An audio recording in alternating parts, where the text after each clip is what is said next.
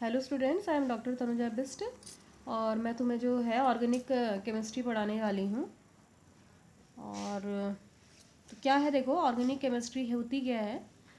Organic chemistry is a study of structure, property and reactions of carbon containing compound. ठीक है, तो जो carbon containing compounds हैं और जो most of the carbon containing compound है for the organic compound they should contain at least one C H bond. Most of the organic compound they contains कौन सा बॉन्ड, सी एच बॉन्ड। ठीक है, तो जो organic chemistry it means study of carbon compound, but we know a lot of carbon compound but we studied that compound in inorganic chemistry. For example, sodium carbonate Na2CO3।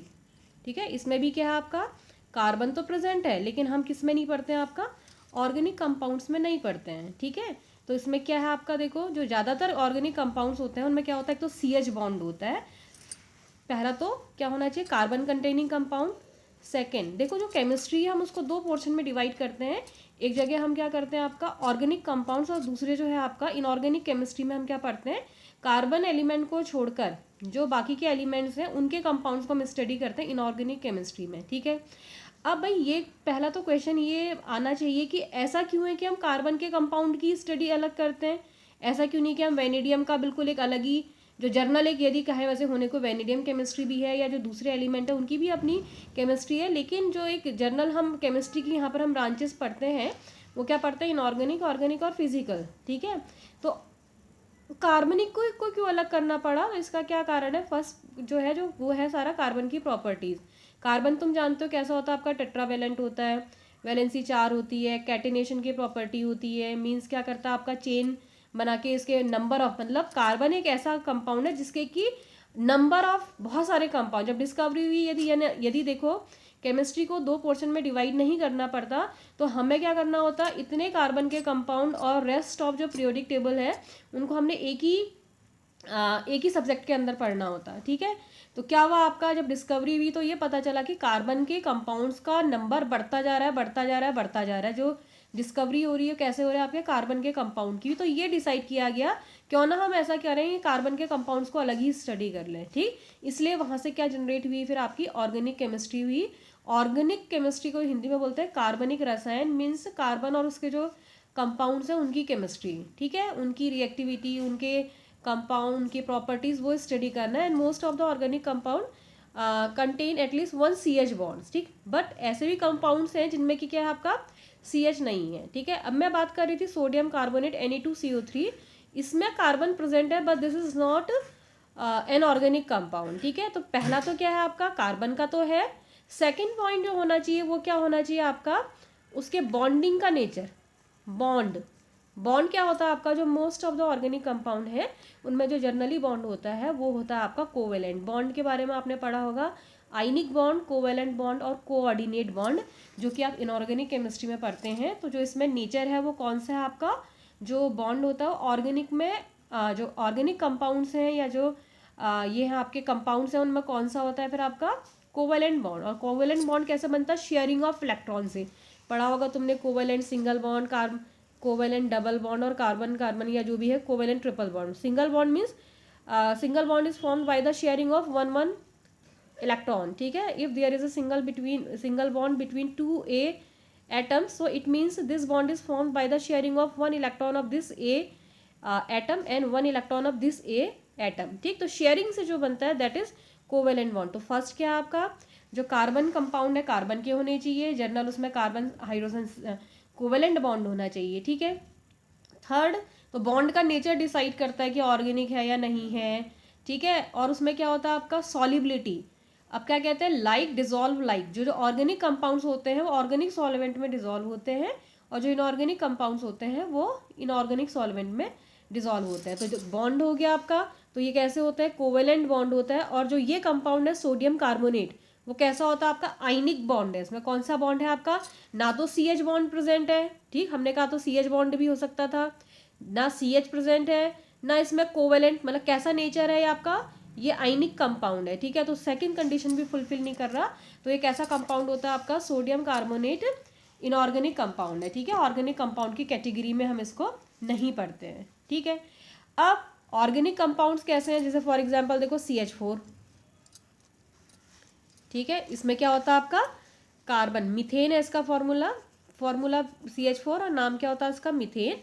और इसमें क्या होता है आपका देखो कार्बन और 4 क्या होते हैं CH कोवेलेंट सिंगल बॉन्ड, ये स्ट्रक्चर होता है मीथेन का। तो देखो कार्बन का कंपाउंड है, इसमें carbon hydrogen single bond present है। कैसा बॉन्ड है? कोवेलेंट बॉन्ड है, ये कोवेलेंट दिख रहा है ना, तो उस तरीके का कंपाउंड है। और किसमें सॉल्युबल होता है आपका? ये इसमें सॉल्युबल होगा, जो कि क्या होंगे आपके ऑर्गेनिक सॉल्वेंट होंगे, उसमें सॉल्युबल होगा। तो ये जो प्रॉपर्टीज हैं वो डिसाइड करती हैं कि कंपाउंड ऑर्गेनिक है या इनऑर्गेनिक है। फ्यू आर एक्सेप्शन, कुछ एक्सेप्शन भी हैं, लेकिन यदि हम एक जनरल तौर पे बात करें तो ऑर्गेनिक कंपाउंड है कि कार्बन के कंपाउंड्स हैं विथ, जनरली इसमें क्या होता है, ऑक्सीजन होता है, नाइट्रोजन होता है, सल्फर होता है, और दूसरा कोई एलिमेंट प्रेजेंट हो सकता है, लेकिन उनके बीच में क्या होगा आपका सेकंड पॉइंट, कोवेलेंट बॉन्ड होना चाहिए। मतलब जो बॉन्डिंग होनी चाहिए वो शेयरिंग ऑफ इलेक्ट्रॉन से बनी होनी चाहिए। Most of the organic compound contain CH bond, ठीक, and these compounds are soluble in organic solvent. तो एक जनरल बात है आपका ऑर्गेनिक कंपाउंड्स की यदि हम बात करते हैं। अब जो हमने यहाँ पढ़ना है आपके उसमें, वो हमने पढ़नी है ऑर्गेनिक रिएक्शंस। तो हमें पता होना चाहिए यदि हम ऑर्गेनिक केमिस्ट्री में बात करते हैं तो ऑर्गेनिक रिएक्शंस कितने कैटेगरी में डिवाइड होती हैं? 4 कैटेगरीज में। Number first one is addition reaction, second one is substitution, third one is elimination reaction, and fourth one is rearrangement reaction. अच्छा, एक चीज़ और तुम्हें पता होना चाहिए, ऑर्गेनिक कंपाउंड के लिए पहले एक वाइटल थ्योरी चलती थी, उसके अकॉर्डिंग ऑर्गेनिक कंपाउंड सिर्फ कौन बना सकता था? Living beings.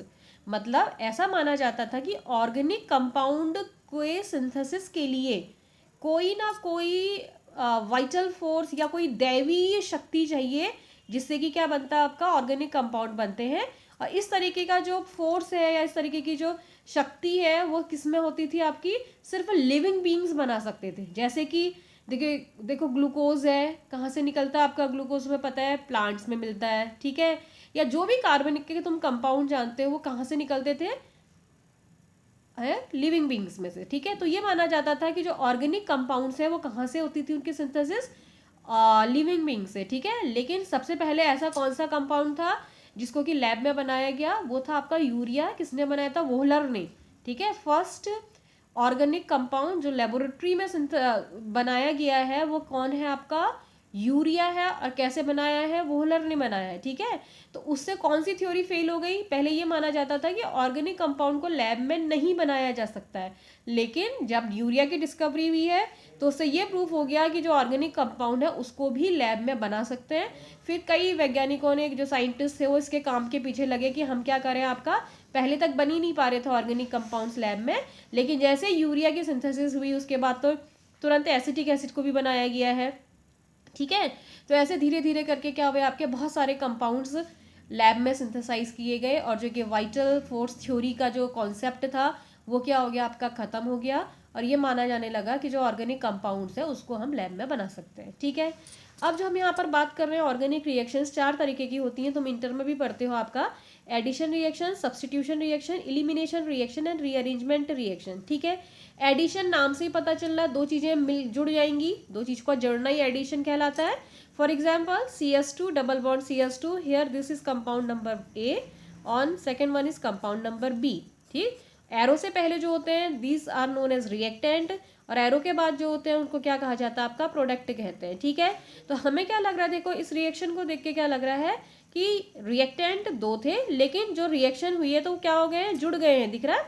तो ये जो रिएक्शन है तो इन्होंने क्या करा? आपस में जुड़कर, दिख रहा है ना, ये ब्रोमीन यहाँ ऐड हो गया, there are 2 bromine atoms are here, एंड ये एक ब्रोमीन यहाँ ऐड हो गया, एक ब्रोमीन यहाँ ऐड हो गया।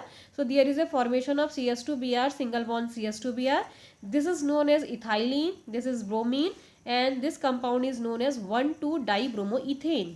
This is known as 1,2-dibromoethane. Okay, तो क्या हुआ आपका? ये कौन सी रिएक्शन दिख रही है? देखो, दो चीज जुड़कर एक चीज बनाती है, तो ये किसका एग्जाम्पल है? आपका एडिशन का एग्जाम्पल है, ठीक है। अभी हम डिटेल में पढ़ेंगे, बाद में बहुत डिटेल में है आपका एडिशन भी होता है, इलेक्ट्रोफिलिक एडिशन, न्यूक्लियोफिलिक एडिशन, वो हम बाद में डिस्कस करेंगे। पहले थोड़ा जर्नल तुम्हें पता होना चाहिए ऑर्गेनिक रिएक्शंस कितने टाइप की होती हैं। तो फर्स्ट वन इज कौन सी? एडिशन रिएक्शन, ठीक है। Second one is substitution reaction. Substitution जानते ही हो क्या हुआ? एक चीज यदि दूसरी चीज को रिप्लेस कर देगी, दैट इज सब्सटीट्यूशन, ठीक। यदि ये चीज दूसरे को क्या कर देती है? रिप्लेस कर देती है, तो सब्सटीट्यूशन है। For example CS3Br plus KOH। तो क्या हो रहा है देखो, यहाँ पर OH आ जा रहा है, यहाँ पर Br। तो ये OH क्या कर दे रहा है, इस Br को रिप्लेस कर दे रहा है, हटा दे रहा है ना। ठीक, ये OH इसकी जगह पर आ रहा है। तो ये किस में हो रही है, in aqua solution, in aqua, AQ UA means aqua, aqua means क्या है आपका वाटर। ठीक है, एक्वा तो जानते हो, एक्वा गार्ड जानते होगे, एक्वा फिज जानते हो। ठीक, तो ये क्या है आपका एक्वा। ठीक, तो क्या आपका सब्स्टिट्यूशन रिएक्शन में क्या होता है, कोई चीज़ यदि दूसरे को रिप्लेस करती है, that is known as substitution. And in this reaction OH group और bromine group is replaced by hydroxyl group. OH is known as, its name is potassium hydroxide. क्या नाम है आपका इसका, पोटेशियम हाइड्रोक्साइड। तो क्या हो रहा है आपका जो हाइड्रोक्साइड ग्रुप है, इट मीन्स OH ग्रुप है, वो क्या कर रहा है आपका ब्रोमीन को रिप्लेस कर रहे हैं। Then after the reaction this CH3Br is converted into CS2OH। CH3 group is known as methyl and OH is alcohol, तो its name is methyl alcohol. ठीक, प्लस KBr। दिख रहा सब्स्टिट्यूशन। तो this is an example of substitution reaction. Third one is elimination reaction. Elimination समझ रहे हो क्या होता है, निकलना। ठीक है, जैसे देखो आपका ये कंपाउंड था, हमने किसके साथ इसको ट्रीट किया, सॉरी एक्वा यहाँ गलत लिख दिया, एल्कोहलिक KOH। क्या होना चाहिए, ALC। किसके साथ ट्रीट करते हैं आपका, एल्कोहलिक KOH के साथ ट्रीट करते हैं। तो after the treatment of this compound it's name is ethyl bromide, ethyl bromide. ठीक, एल्कोहलिक KOH के साथ रिएक्शन किया तो 1 hydrogen from here and 1 bromine from here. ठीक, 2 एटम्स रिमूव्ड फ्रॉम हेयर। ठीक है, तो यहाँ क्या था देखो, CH3 था, एक हाइड्रोजन कम हो गया तो क्या हो गया आपका CH2, और यहाँ क्या था CH2Br, इसमें से ब्रोमीन कम हो गया तो क्या बचा CS2। So 1 hydrogen and 1 bromine atom removed from this compound and this ethyl bromide is converted into ethylene. किस में कन्वर्ट हो गया आपका, इथाइलिन। तो ये किसका एग्जाम्पल है, इस स्टार्टिंग मटेरियल में से क्या निकल गया आपका, HBr का मॉलिक्यूल निकल गया, 1 HBr molecule eliminated from this ethyl bromide. So this is an example of elimination reaction. समझ में आ रहा, इलिमिनेशन मतलब वह किसी चीज़ का निकल जाना, कोई चीज़ निकल जाती है तो क्या कहलाती है आपकी, इलिमिनेशन। ठीक है, and last one is rearrangement. नाम से ही पता चल रहा, रीअरेंजमेंट मतलब कोई एटम इधर आगे से पीछे, पीछे से ऊपर, ऊपर से नीचे, इस तरीके से चलाएगा, रीअरेंज हो जाएंगे। जो एटम है उनकी पोजीशन क्या हो जाएगी आपकी, देखो रीअरेंज हो जाएगी। For example this is ammonium cyanate. क्या नाम है इस कंपाउंड का, अमोनियम साइनेट। एंड जब हम इसको क्या करते हैं आपका गरम, ऐसी से वोहलर ने बनाया था, और कौन सी जो वाइटल थ्योरी थी यहीं से डिस्ट्रॉय हुई थी। उन्होंने क्या कर रहा था, वो काम कर रहे थे और उन्होंने अमोनियम साइनेट को अपनी लैब में गर्म किया। गर्म करने पर क्या हुआ, this ammonium cyanate is converted into urea. Urea क्या होता है, NH2CONH2। ठीक है, NH2CONH2 is known as urea. अब देखो यदि तुम इसका और इसका स्ट्रक्चर देखोगे तो क्या हो रहा है, कुछ नहीं हो रहा है। देखो 2 हाइड्रोजन फ्रॉम हेयर, वो कहाँ आ जा रहे हैं आपके, इस नाइट्रोजन के बाद, और ऑक्सीजन कहाँ पर आ जा रहा है, कार्बन के बाद। समझ में आ रहा, कार्बन के बाद क्या आ जा रहा है, ये ऑक्सीजन, और 2 हाइड्रोजन यहाँ से यहाँ शिफ्ट हो गए। तो क्या हो गया, NH4 था, 2 hydrogen shifted from here to here, so this NH4 group is converted into NH2। दिख रहा है ये क्या हो गया, NH2, and oxygen from this यहाँ से इस पोजिशन पर आ गया। सो NH2CONH2 and this is urea. तो कैसा अरेंजमेंट था इसमें, क्या हुआ आपका, एटम्स ही आगे पीछे हुए, 2 हाइड्रोजन एटम यहाँ चला गया नाइट्रोजन के बाद, 1 ऑक्सीजन एटम कार्बन के बाद। ठीक, तो क्या हुआ आपका जो पोजीशंस थी किसकी, एटम की, वो सफल हो गई, आगे से पीछे हो गई। तो किसका एग्जाम्पल हो गया फिर आपका, रीअरेंजमेंट रिएक्शन का। तो ये बहुत बेसिक चीज़ है, तुम्हें पता होना चाहिए। ऑर्गेनिक रिएक्शंस 4 टाइप की होती हैं, addition reaction, substitution reaction, elimination reaction और रीअरेंजमेंट रिएक्शन। ठीक है, और ऑर्गेनिक कंपाउंड है, कैसे होने चाहिए, कार्बन कंपाउंड होने चाहिए। Most of the organic compound contain carbon hydrogen bond. ठीक है, सेकंड पॉइंट जो प्रॉपर्टी होती है, बॉन्डिंग कैसी होनी चाहिए आपकी, कैसी, कोवेलेंट बॉन्डिंग होनी चाहिए। ठीक है, जनरली कंपाउंड्स में कोवेलेंट बॉन्डिंग देखी जाती है। थर्ड हम देखते हैं सॉलिबिलिटी। तो क्या होते हैं, जो ऑर्गेनिक कंपाउंड्स होते हैं जनरली वो कैसे, जो ऑर्गेनिक लिक्विड्स हैं, ठीक है, जो ऑर्गेनिक लिक्विड्स हैं उनमें क्या होते हैं आपके, सॉल्युबल होते हैं।